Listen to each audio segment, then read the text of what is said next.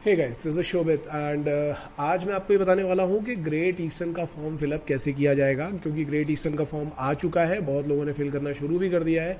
Even 8 सितंबर को एक paper भी था जो कंप्लीट हो गया है। पेपर पैटर्न दोबारा से बदल चुका है, ग्रेट ईस्टर्न का पेपर पैटर्न दोबारा से बदल चुका है। मैं जल्दी ही मतलब 13 से पहले ये बताऊंगा कि इस बार जो नया पेपर पैटर्न आया उसमें क्या क्या चेंजेस हुए हैं, क्योंकि क्वेश्चन काफ़ी अच्छे लेवल के आए हैं। लेकिन उन सब चीज़ों से पहले मैं आपको एक चीज़ और बताना चाहता हूँ। ये एक अनाउंसमेंट है और मैं इसमें इसलिए बता रहा हूँ क्योंकि मैंने बोला था कि हम लोग एक नया बैच स्टार्ट करने वाले थे 12 सितंबर से, जिसका एग्ज़ाम जो था 9 सितंबर यानी कि आज होने वाला था। लेकिन क्योंकि आपको पता होगा दिल्ली में G20 समिट चल रहा है, जिसकी वजह से सारी चीज़ें बंद कर दी गई हैं, इसलिए हम लोग इस बैच को और इस टेस्ट को एक हफ्ते आगे डिले कर रहे हैं, मतलब पोस्टपोन कर रहे हैं। तो अब जो हमारा एग्ज़ाम होने वाला है वो एग्ज़ाम होगा नेक्स्ट वीक, यानी कि 17 संडे को 17 सितंबर को हमारा एंट्रेंस टेस्ट होगा और 18 से हमारा नया बैच स्टार्ट होगा। नया बैच दोनों ही चीज़ों के लिए है, मतलब कि स्पॉन्सरशिप के लिए भी स्टार्ट होगा और इसके लिए भी स्टार्ट होगा, IMUCT के लिए भी।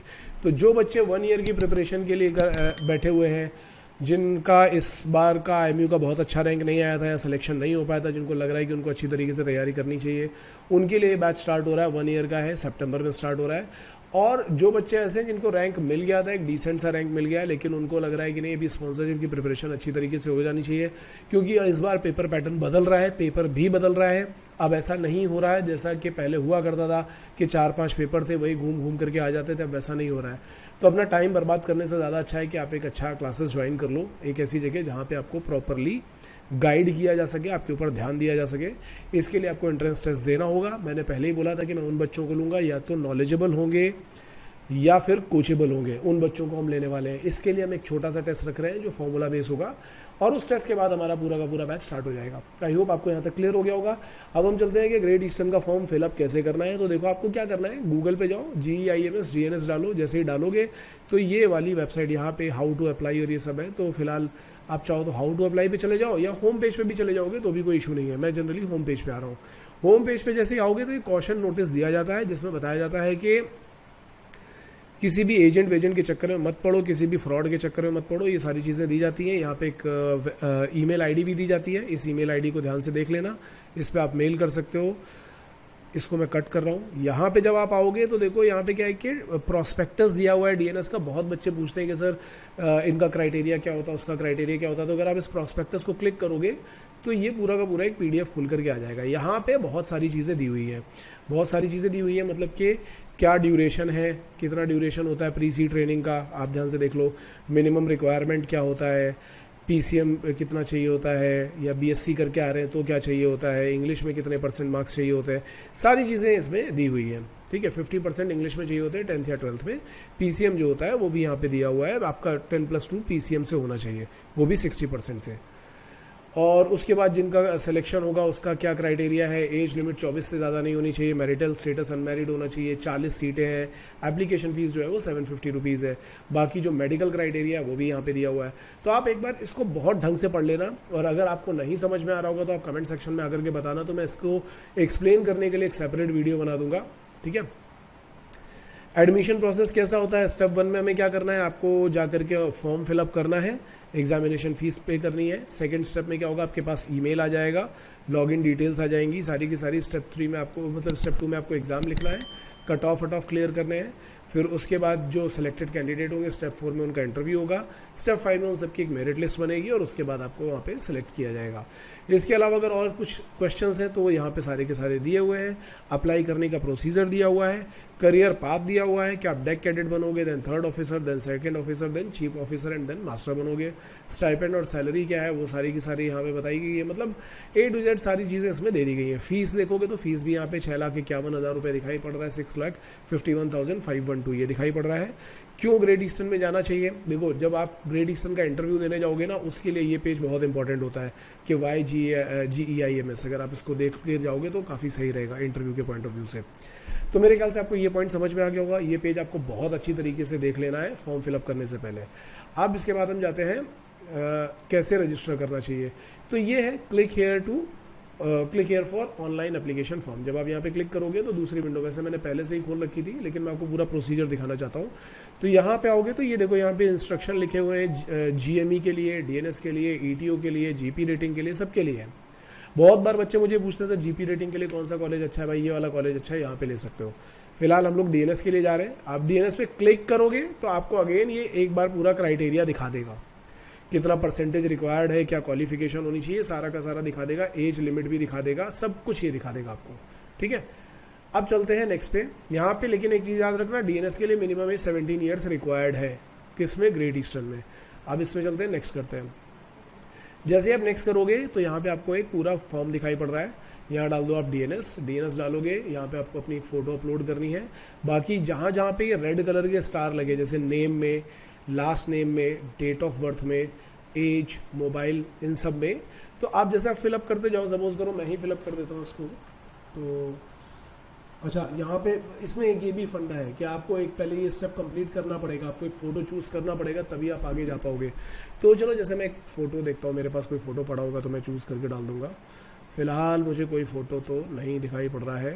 चलो मैं एक काम करता हूँ, ये वाला फ़ोटो मैंने एक थंबनेल बनाया था, मैं उस थंबनेल को ही डाल देता हूँ। तो लेट्स सी, हाँ ठीक है, थंबनेल आ गया है। अब यहाँ पे चलते हैं। तो यहाँ पे आपको नाम डालने का वो मिल जाएगा, मैंने डाल दिया नाम यहाँ पे शोभित। मिडिल नेम नहीं डाल रहा हूँ क्योंकि कंपलसरी नहीं है। लास्ट नेम डाल देता हूँ त्रिपाठी। डेट ऑफ बर्थ, यहाँ से आप डेट ऑफ बर्थ अपनी देख लो, जो भी डेट ऑफ बर्थ आपकी होगी। मेरी डेट ऑफ बर्थ मत डालना, जो भी आपकी डेट ऑफ बर्थ होगी वही डालना। ठीक है, जैसे सपोज करो कि हम डेट ऑफ बर्थ को एक रैंडम डेट ऑफ बर्थ डाल देते हैं। So this is not September 23, हमें कुछ ऐसा डालना पड़ेगा जो एक्चुअल डेट ऑफ 22 पे आ जाते हैं। सो हम लोग ईयर्स में चलते हैं। लेट मी सी, तो मैं ऐसा कुछ डाल देता हूँ जहाँ पे मेरी एज करीब, why it is not going back, okay, जहाँ पे मेरी एज करीब 18 या 17 ऐसे कुछ दिख रही होगी। तो मैंने 23, ठीक है 20 दिखाई पड़ रही है, और मैंने जनवरी डाल दिया है, और जनवरी में भी मैंने 1 जनवरी डाल दिया। तो यहाँ पे अपने आप देखो आपको एज दिखाई पड़ जाएगी 20.8, इसमें आप कुछ चेंज नहीं कर सकते। नंबर में सपोज मैं एक नंबर डाल देता हूँ अपना, आप अपना नंबर ही डालना। जेंडर यहाँ पे सेलेक्ट करो, ये कंपलसरी है, ये कर लिया। ईमेल आईडी डाल दो, तो सपोज मैंने ईमेल आईडी भी डाल दी @gmail.com।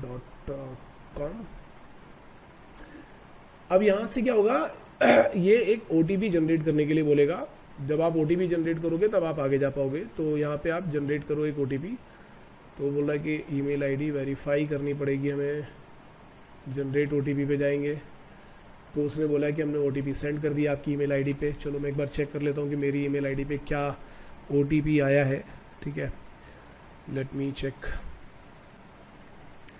ये सेम प्रोसीजर आपको भी करना है यार, ठीक है, सब लोग अच्छी तरीके से याद रखना। और मेरा वाला OTP तुम लोग मत डाल देना, तुम लोग अपना वाला OTP ही डालना। तो OTP मेरे पास आ गया है, that is this. OTP verify हो गया। अब इसके बाद आप अपना ब्लड ग्रुप डाल दो, जो भी हो, मैंने डाल दिया। इसके बाद अपना यहाँ पे अनमैरिड ही डालना है, मतलब सिंगल ही डालना है। नेशनैलिटी जो भी है आपकी, इंडियन नॉन इंडियन। आधार कार्ड नंबर, जो भी आपका आधार कार्ड नंबर है वो यहाँ पे पढ़ना चाहिए। जैसे मैंने डाल दिया 1 2 3 4 5 6 7 8 9 1 2 3, जो भी है, मतलब मैंने रैंडम डाला है, आपको अपना डालना है। पैन कार्ड नंबर कंपलसरी नहीं है, अगर आपके पास हो तो डाल सकते हो। मदर टंग, तो जो भी आपका मदर टंग है, जैसे मैं रैंडमली कोई भी मदर टंग डाल दे रहा हूँ यहाँ पे, पर दिख नहीं रही यार, मैंने हरियाणवी डाल दी, मेरी है नहीं लेकिन मैंने डाल दी। प्लेस ऑफ बर्थ, जो भी आपका प्लेस ऑफ बर्थ हो, मैंने यहाँ पे अपना प्लेस ऑफ बर्थ डाल दिया। कंपलसरी है इसलिए डालना ज़रूरी है। फिजिकल फिटनेस, आपको हाइट और वेट ये सब कुछ डालना है।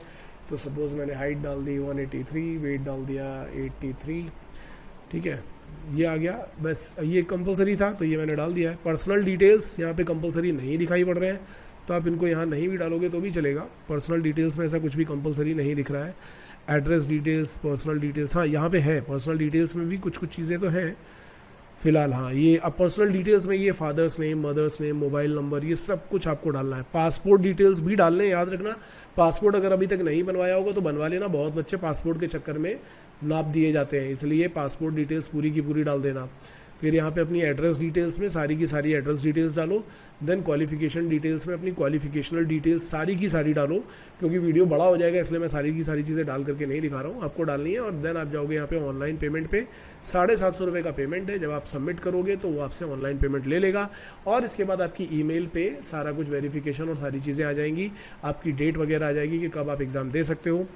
पेपर पैटर्न चेंज हो गया, मैं दूसरी बार बता रहा हूँ, पेपर पैटर्न चेंज हो चुका है, तो मैं आपको आने वाले वीडियोस में बताऊंगा कि अब नया पेपर पैटर्न कैसा है। वैसे एक चीज़ बहुत इंपॉर्टेंट है कि मैं वेंसडे को लाइव सेशन लेकर के आ रहा हूँ, जिसमें मैं पूरा का पूरा पेपर सॉल्व करके दिखाऊंगा। प्रीवियस ईयर पेपर जो हमारे पास हैं उन पेपर्स में से 1-2 पेपर मैं आपको सॉल्व करके दिखाऊंगा, दैट इज़ वेरी इंपॉर्टेंट। तो वो सेशन मिस मत करना, 13 सितंबर Wednesday 2 PM। Okay, all the best guys.